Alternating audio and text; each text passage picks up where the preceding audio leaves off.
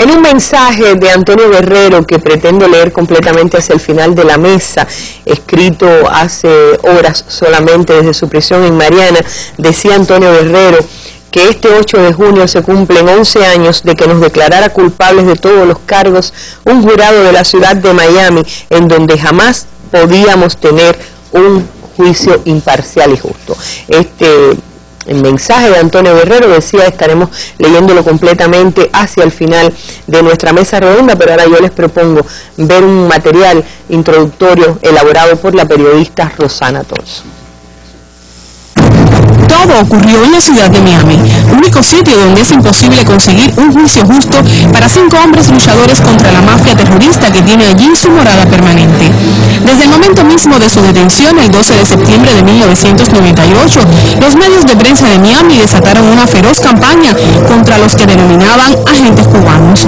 Se dio rienda suelta a una histeria anticomunista que esta vez tenía un blanco perfecto: los 5. A aquella ola incontenible se le calificó después como la tormenta perfecta. El objetivo era crear un clima que garantizara las condenas.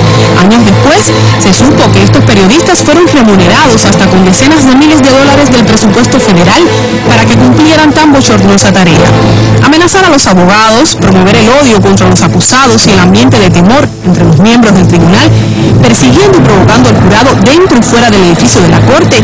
Fue el clima creado por los periodistas pagados y la mafia miamense. En estas circunstancias tuvo lugar el juicio, que se inició en noviembre del 2000. Se desarrollaron más de un centenar de audiencias. Ese fraude judicial concluyó en junio de 2001. En apenas 3 jornadas de deliberación de unas pocas horas, el jurado emitió su veredicto. El 8 de junio, un jurado dócil y amedrentado declaró culpables a los 5 de todos los cargos imputados, sin expresar una duda, sin hacer una sola pregunta. 6 meses después, la jueza daba a conocer las desmesuradas sentencias. Mucho ha transcurrido desde entonces: innumerables violaciones, dilaciones del proceso apelativo, años de encierro absurdo. Sin embargo, trasciende y continúa asombrando la voluntad inmensa e inconmovible de los 5. Rosana Thompson, Casamayor, Sistema Informativo de la Televisión Cubana. Creo que fue algo que escuchó uno de nosotros en la radio miamense o quizás en la televisión, pero teníamos casi la certeza un día antes, es decir, el 7, que el veredicto sería al siguiente día. Y en efecto, nos vinieron a levantar sobre las 4 y algo de la mañana para llevarnos a la corte. Sabíamos que nada bueno se podía esperar. Esto escribe ahora Antonio Guerrero. ¿Por qué ellos sabían que no podían esperar nada bueno? Lázaro Garrido. Bueno, Darlene, en realidad, creo que hoy lo dice Tony en su carta. Miami era el último lugar del mundo en que podían ser juzgados. Ahí nunca encontrarían justicia. Allí se demostró en todas las 7 meses, durante 7 meses se probó una constante violación de la 6ª enmienda de la Constitución de los Estados Unidos, porque fíjate, ellos y los abogados presentaron 7 mociones de manera reiterada, solicitando cambiar la sede, porque indudablemente el ambiente que se había creado en esa ciudad en contra de todo lo que olía a Revolución Cubana era muy difícil para cualquiera asumirlo.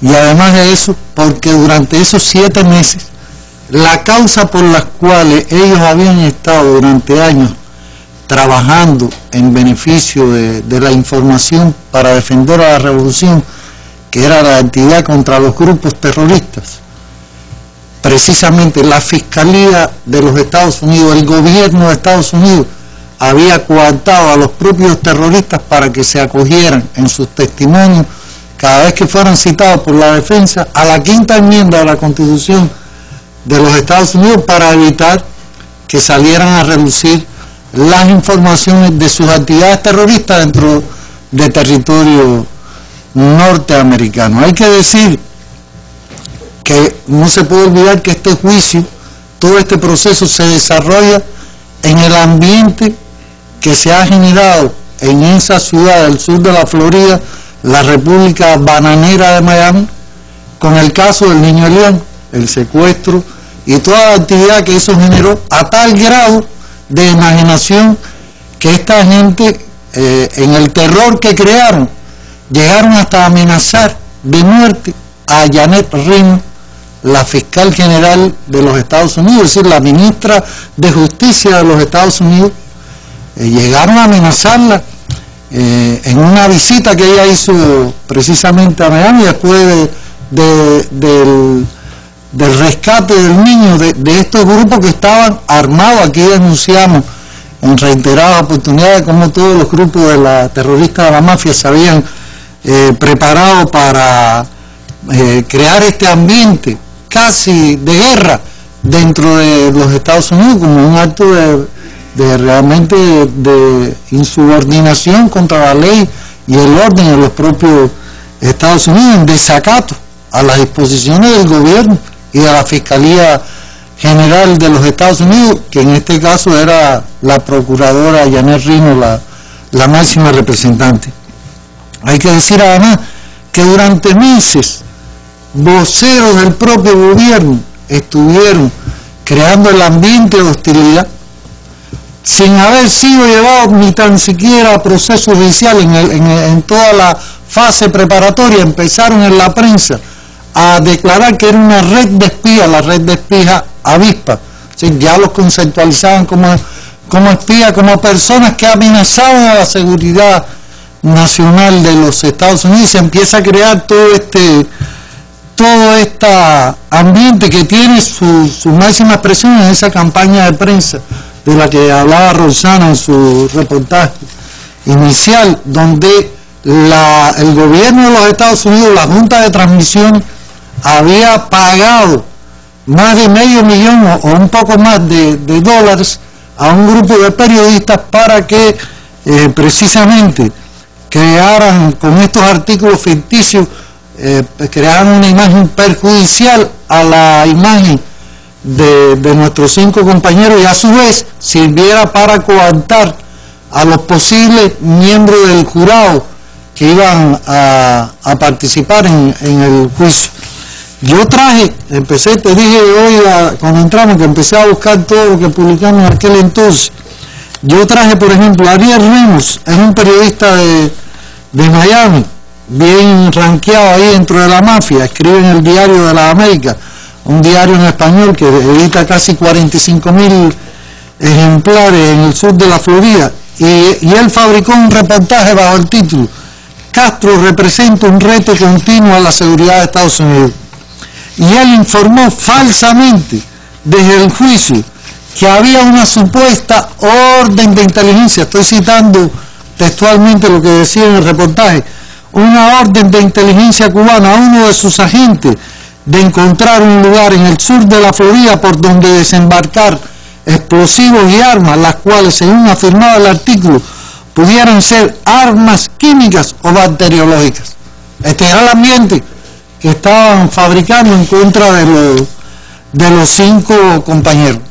A ello se suma las irregularidades en la selección del jurado. La propia Fiscalía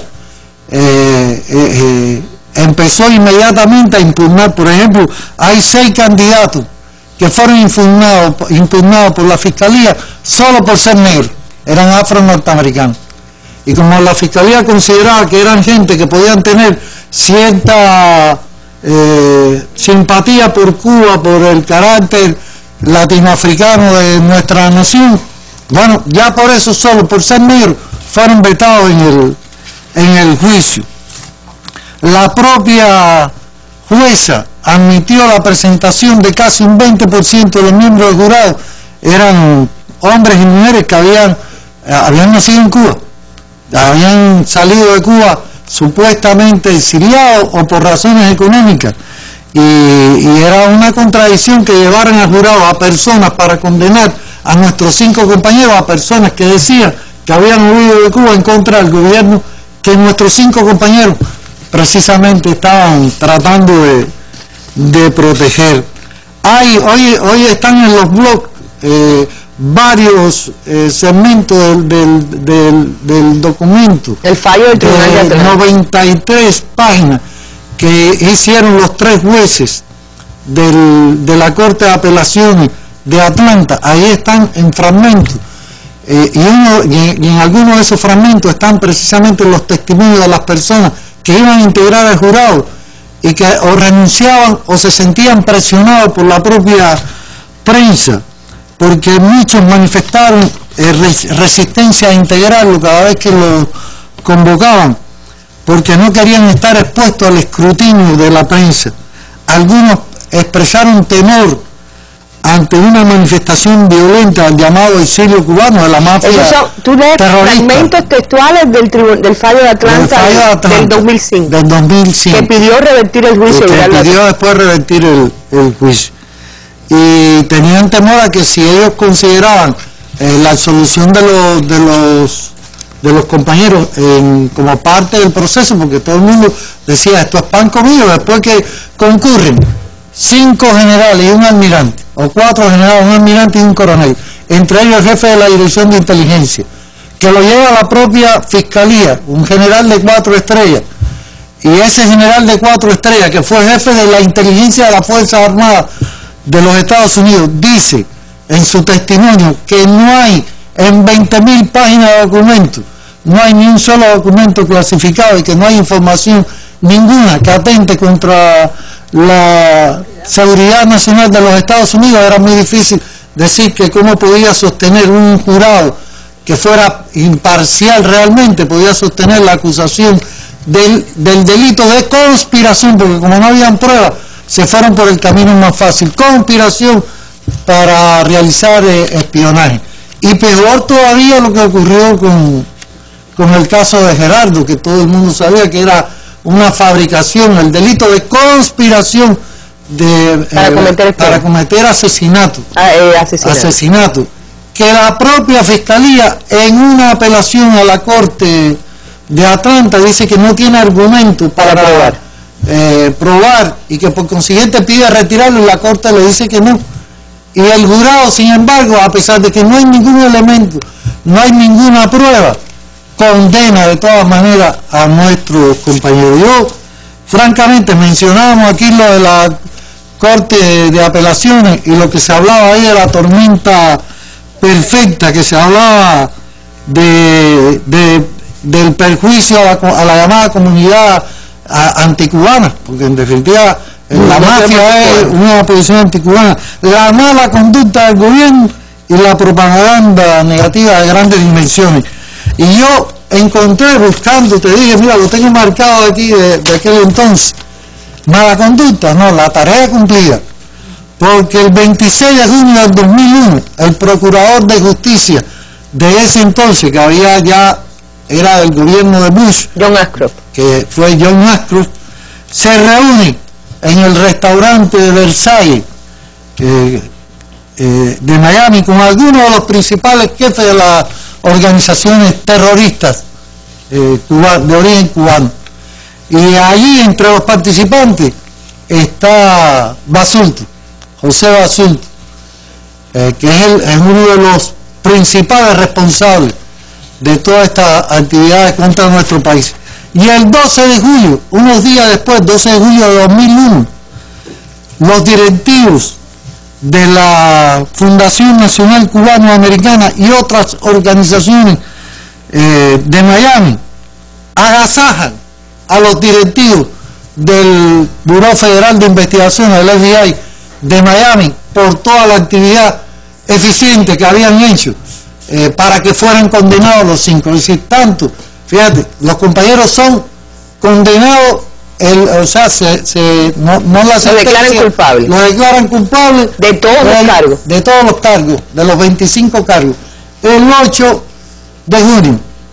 El 26 de junio, el Procurador General de los Estados Unidos se reúne con esta persona para festejar la condena.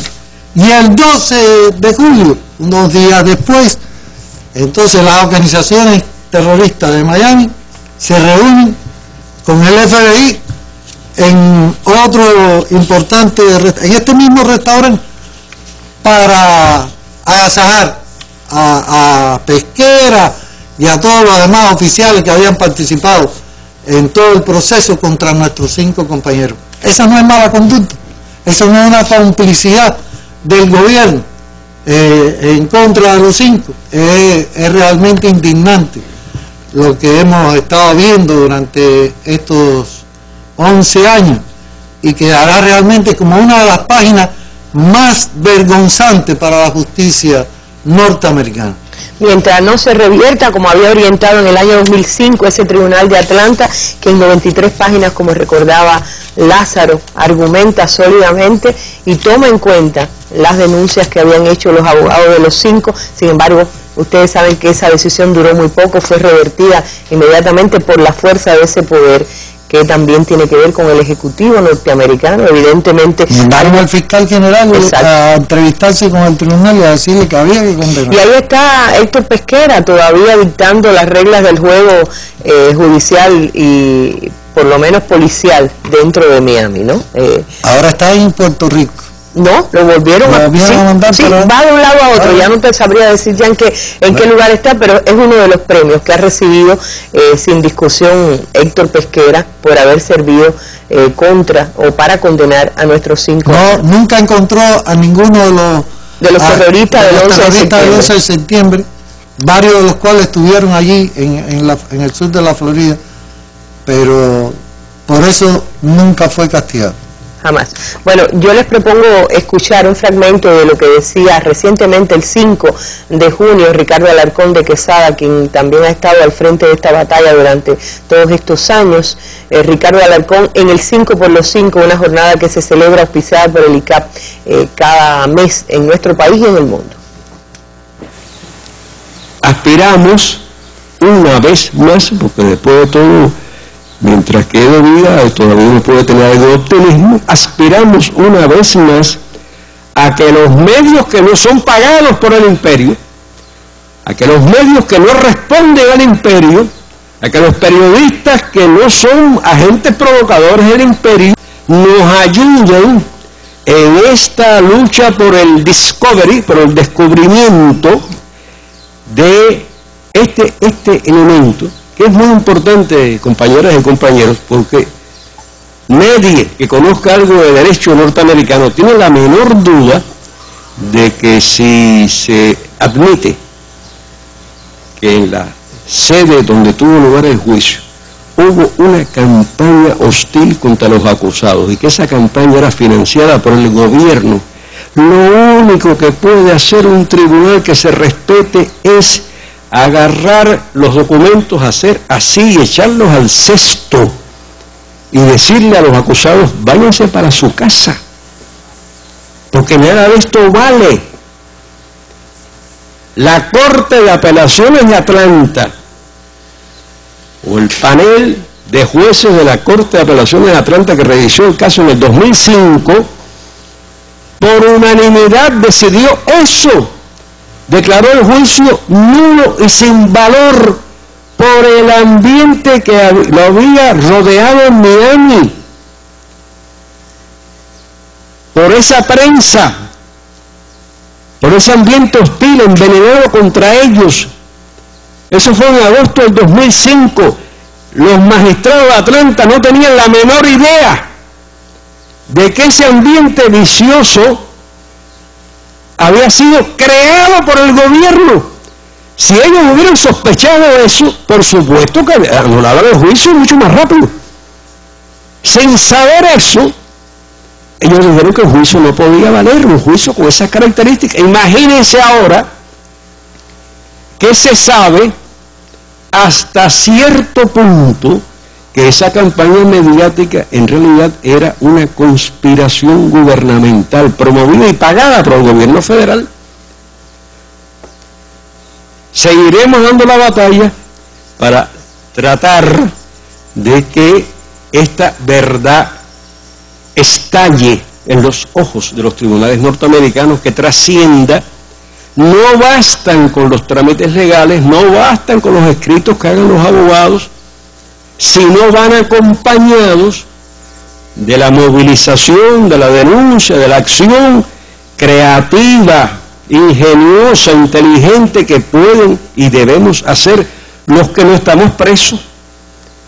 los que podemos ahora salir de aquí y celebrar una fiesta, los que podemos reunirnos en familia, los que podemos compartir y consultarnos entre nosotros, los que no estamos ni a una distancia estelar de esos 5 compañeros. Por eso es que vale la pena que por lo menos cada día 5 de cada mes nos reunamos para celebrar el heroísmo, para ratificarle nuestro compromiso, pero sobre todo para hacer un examen de conciencia, ver qué me falta por hacer, qué más puedo hacer y hacerlo ya. Muchas gracias.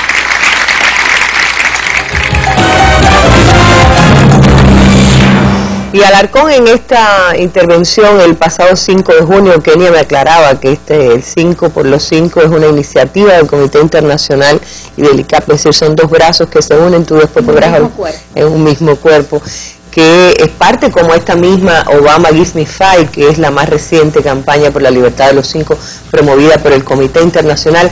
Allí Alarcón hablaba también de un nuevo profesional norteamericano que se incorpora al equipo de defensa de los 5, en este caso de Gerardo Hernández. Se trata de Martin Garbus, quien acaba de presentar el 6 de junio junto a Tom Goldstein, ambos como abogados defensores de Gerardo Hernández, presentaron a través de su abogado local Richard Club ante la Corte del Distrito Sur de la Florida una moción solicitando una audiencia oral, así como que la Corte ordene al gobierno entregar documentos y otros materiales que obran en su poder y que aún no han sido dados a conocer durante el proceso legal. Este procedimiento es lo que se conoce como discovery, que es a lo que aludía Ricardo Alarcón en sus palabras. Vamos hasta el Centro de Operaciones Internacionales. Allí nuestra colega Irma Shelton ha contactado con Martin Garbus precisamente para que nos explique un poco digamos, si hay todavía dentro del esquema legal de los Estados Unidos algún espacio por el que reclamar justicia,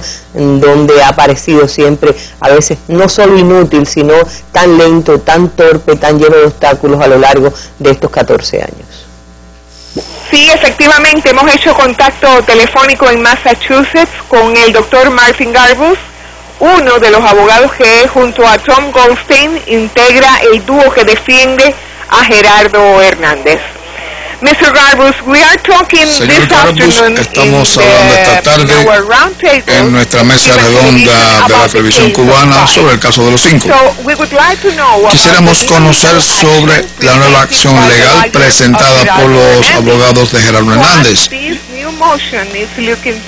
¿Qué busca esta nueva moción? Esta nueva solicitud busca hacer que se declaren como no constitucionales los fallos condenatorios, porque decimos que el gobierno estadounidense pagó a los periodistas que cubrían la vista y los acontecimientos antes de ella para obtener un fallo condenatorio, y el gobierno estadounidense no puede hacer eso, legalmente no está autorizado a hacerlo. Esta argumentación nunca antes ha sido presentada ante ningún magistrado en ninguna parte. Es un argumento completamente nuevo y único. Y bueno, pienso que debe tener éxito. Soy un abogado, eso hago, y nunca he visto nada como esto antes, en ninguna parte, en ningún momento.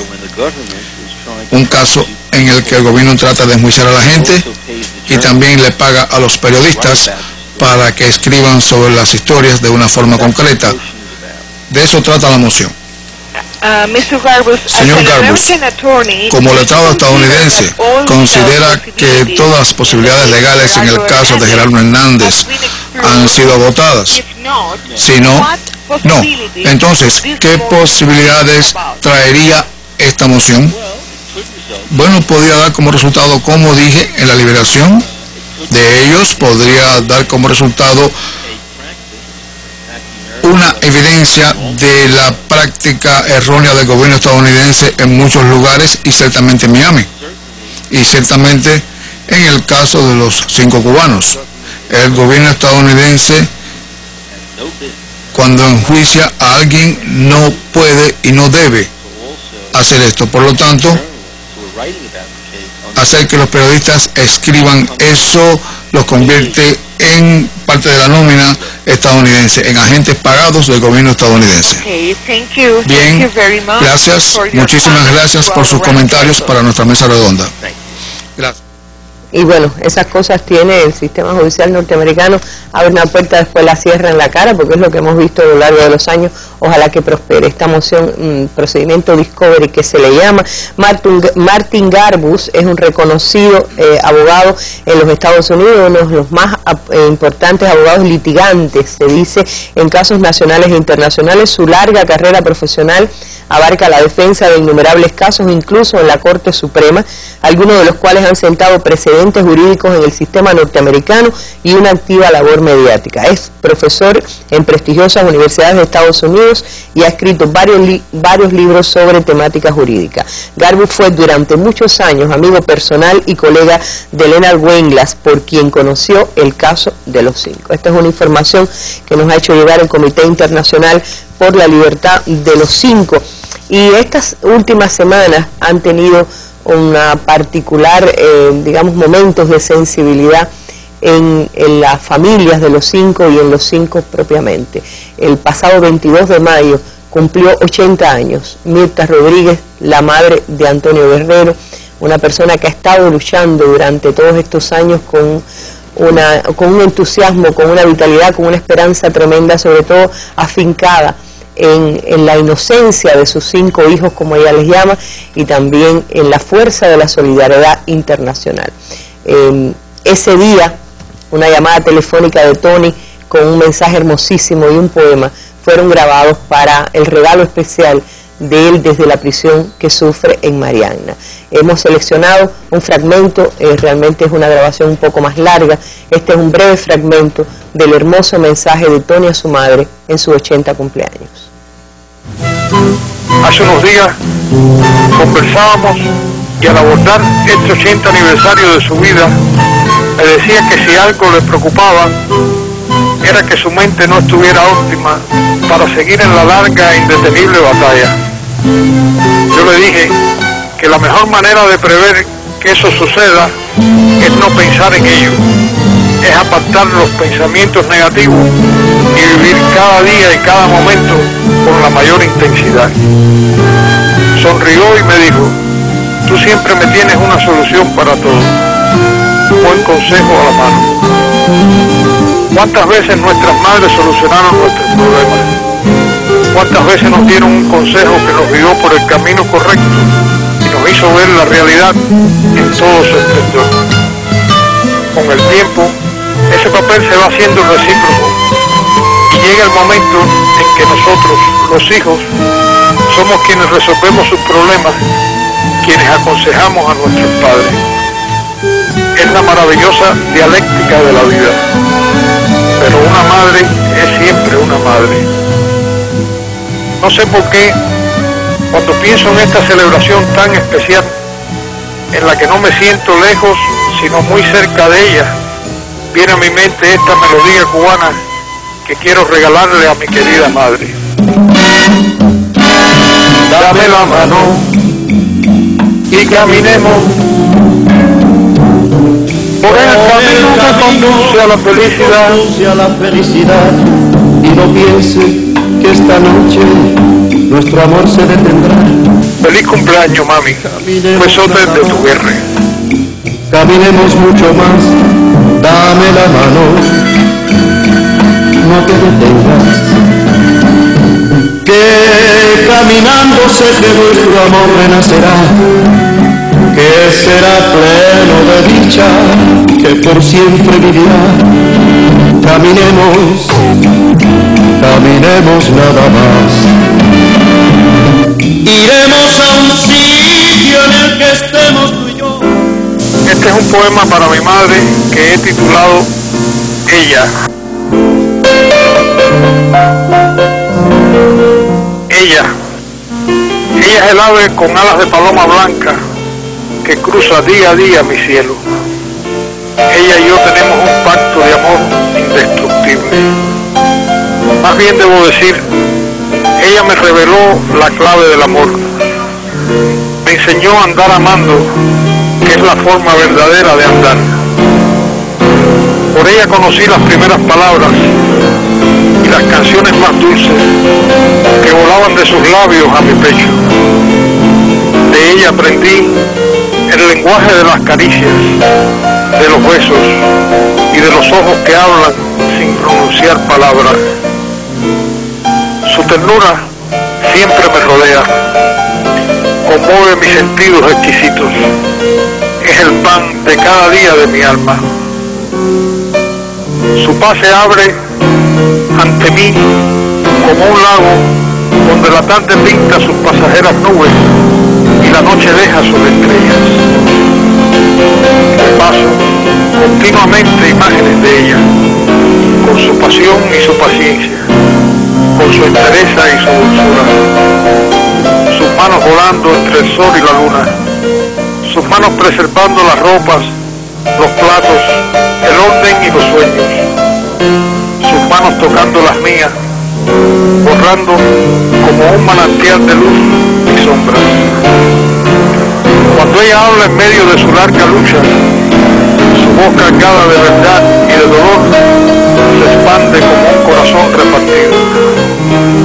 Cuando ella ríe, en la hora más oscura, su risa sube a la más alta cumbre y conquista toda la alegría. Cuando ella canta, en la gran soledad de las distancias, su canto hace nido en la esperanza.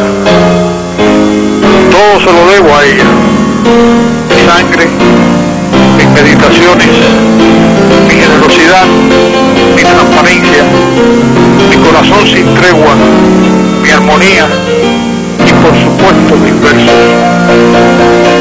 Ella es para mí la más bella, flor a flor, aurora por aurora. Ella es tan hermosa como la brisa, ella es tan simple como la hierba. Ella es mi novia única y eterna. Ella es mi amada madre. Y como emociona, aunque uno lo conozca, ¿no? Volver a escuchar en la voz de Antonio Guerrero ese poema a su madre, ese mensaje hermosísimo grabado por sus 80 años, y yo espero que las autoridades norteamericanas que suelen monitorear algunas cosas como esta, y el propio Obama algún día llegue a saber y a pensar en lo que piensa y siente una madre que ya con 80 años espera que se haga justicia con su hijo y con los hermanos de su hijo, que lo único que hicieron fue luchar por salvar las vidas de otros. Estoy con la posibilidad de tener aquí a Ailila Bañino. Tu padre estará cumpliendo mañana 49 años. Otro cumpleaños en prisión. Quienes no conocen bien cómo se desarrolla esto piensan quizás que la grabación de Tony es algo muy fácil, y es en medio de una prisión con toda la población penal alrededor poder dar cualquier mensaje íntimo de amor. Sería bueno comentar un poquito para actualizarnos cómo están esperando. Bueno, pasó el cumpleaños de Gerardo el día 4, cumplió 47, de eso estaremos hablando un poquito más adelante, pero cuéntanos un poco la situación de ustedes y de ellos en medio de acontecimientos que son tan comunes a la sensibilidad de una familia. Bueno, buenas noches, Erlín, gracias a todos por la invitación. Realmente hablar después de escuchar a mi tío Tony siempre es un poco emotivo, a pesar de que es la segunda vez que lo escucho, pero bueno, aquí estamos, se mueven un poco los sentimientos, pero así es. Mañana mi papá va a cumplir 49 años y va a ser un día común y corriente como otro día en prisión. Se va a levantar por la mañana, va a hacer sus ejercicios, va a leer cartas, leer correos, va a hacer ejercicios, y en el momento más gratificante para él, digamos, y para nosotros también, es en el momento que puede hacernos esa llamada telefónica para poderlo felicitar mis hermanas, Elizabeth, mi abuelo, mis tíos y yo. Y es increíble como a pesar del dolor de que sea su cumpleaños, pero que a pesar de ello, y estar solo, y a pesar de ello tener ese optimismo, Él siempre cuando llama y es una fecha señalada y no podemos compartir, él siempre llama y dice, dime, dale, felicítame, cántame felicidades. Y él canta con nosotros, cantamos todos juntos felicidades y dice, cántame ahora felicidades por teléfono, que es la última vez. La próxima vez va a ser en Cuba y de eso estoy seguro. Y así es cada fecha señalada, cada 14 de febrero, Día de los Padres, que se aproxima, por cierto. Pero bueno, el año pasado se pudo hacer coincidir la visa con una planificación de viaje y mi tío Ormito y yo pudimos ir a visitarlo. Fue un momento diferente, tratamos de que la visita, a pesar de que era la última visita de ese bloque que pudimos ir a visitarlo, a pesar de ser la última visita, fue su cumpleaños. Y desde que llegamos hasta que nos fuimos, que por cierto en esas visitas solamente tenemos derecho a entrar monedas para comprar comida, exacto, comida fría, comida chatarra, como se dice. Ustedes no le pueden hacer, no pueden hacerle un flancito en el hotel donde están o mandarle a hacer algo y llevárselo personalmente con un cariño. No se tiene que comprar todo lo que hay en una máquina ahí. Exacto, son las restricciones de la prisión. Lo único que podemos entrar es dinero para comprar ese tipo de comida, chucherías, y no podemos entrar ni una carta, ni un dulce, ni algo que podamos regalarle. Nada en la mano. Nada en la mano, solamente el dinero para comprar esa comida. Entonces lo que hacemos es que le compramos, como hizo Tony, como se vio ahí en las imágenes en su cumpleaños, que por cierto en aquel cumpleaños que él pudo compartir con su hijo Gabriel, el regalo mutuo porque cumplían el mismo año, fue muy bonito. Nosotros tratamos de compartirlo así con mi papá. ¿Cumplen el mismo día? El mismo día, Tony y su hijo Gabriel. Y entonces mi tío y yo tratamos de comprarle dulcecitos. Cada 5 minutos mi papá decía, bueno, dale, de nuevo, cánteme felicidades. Parecía un muchacho con tremendo ánimo. Y le cantábamos felicidades, compartíamos con él. Y además de que era la última visita, él decía, bueno, vamos a hacer planes. En cuanto llegue a Cuba, quiero el puerquito asado, la yuca en mojo, porque con la comida, sí, dice que una de las cosas que más he extrañado, por supuesto, la familia, Cuba, todas las amistades, pero esa comida cubana, ese sazón. Y quiere llegar a Cuba, compartir en familia, y él dice que quiere subir el Turquino y después recorrer, junto con sus hermanos, por supuesto, de extremo a extremo toda la isla, y donde quiera que vea a un cubano, a un amigo, a todo el que pueda tropezarse, conversar con él, agradecerle. Se sienten los 5, tanto como los familiares, eternamente agradecidos. Ahora, sí. El documental que vamos a ver hoy, están sobre todo las esposas y las madres, y no están las jóvenes generaciones como tú. ¿Qué edad tendrías tú? 11 años cuando detienen a tu padre, y has crecido, pasaste la adolescencia, ya estás en la juventud, te graduaste incluso sin que tu padre pudiera asistir a ese momento. ¿Qué ha significado para ustedes como jóvenes hacerse parte también de una batalla a la que entraron siendo niños, ¿no? Sí, Arlene, prácticamente haciendo cuentas, han sido 11 años tenía cuando apresaron a mi papá y 14 años van a ser en septiembre que han transcurrido. Más de la mitad de la vida, como estábamos hablando ahorita, es lo que he transcurrido yo, y, al igual que Imita, Tonito, y prácticamente toda la vida de mis hermanas y de Ibe. Ibe tenía 4 meses de nacida cuando precisamente apresaron a René. Y ha sido así. Hemos crecido entre tribunas abiertas, actividades, eventos nacionales e internacionales, amigos solidarios de Cuba y del mundo que siempre nos han apoyado. Como joven generación, creo que nos ha sido para todos los hijos, los sobrinos, para los más jóvenes de la familia, ha sido un reto muy grande.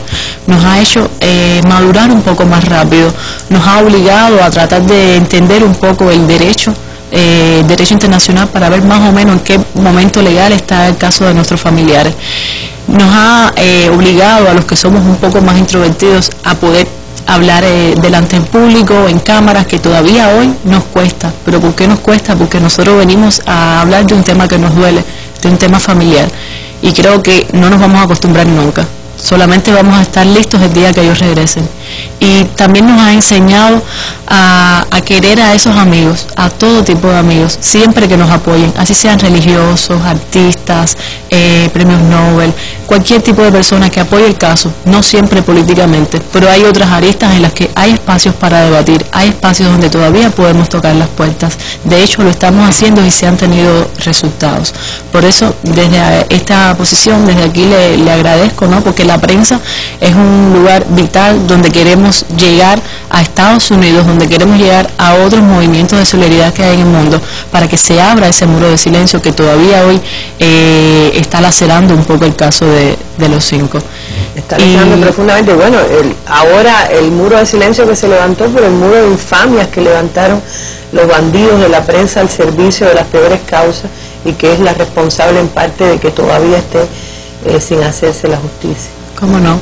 Y bueno, en estos días también se han hecho algunas actividades en Cuba y en otros países. Hoy, ahora mismo con nosotros, creo que Boris Fuentes trajo imágenes muy frescas de lo que está aconteciendo esta tarde, no ha llegado todavía, ¿no? Me dicen por interno. En el Parque Trillos, ¿no?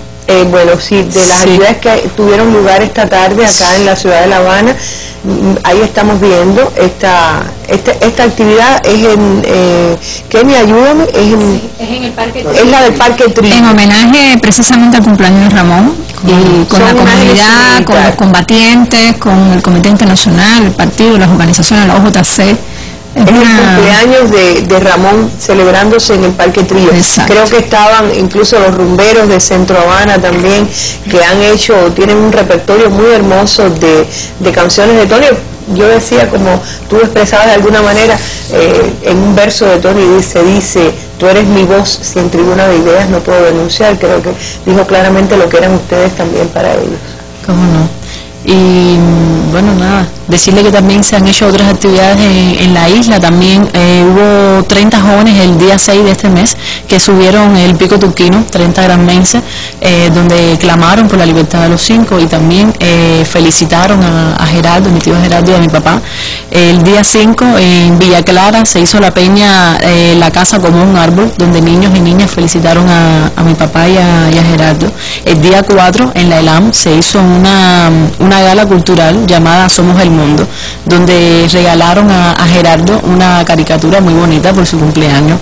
Y bueno, hoy también en la Facultad de Economía, porque bueno, mi papá es economista, le hicieron una actividad muy bonita por su cumpleaños, donde también le regalaron un cuadro muy bonito donde le pusieron uno de sus poemas y fotos de imágenes de él junto con la familia.